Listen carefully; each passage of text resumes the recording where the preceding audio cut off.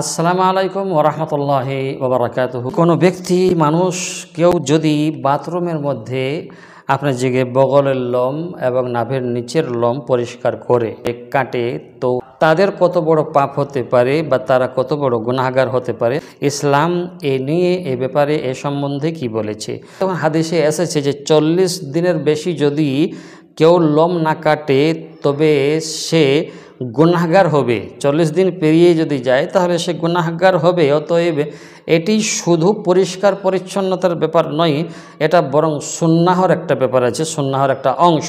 দেখুন, নিয়মিত বাথরুমে গোপনাঙ্গের লোম কেটে থাকে যারা, তারা আসলে সুন্নাহ পালন করে এবং আল্লাহর কাছে প্রিয় হচ্ছে বা হয়েছে।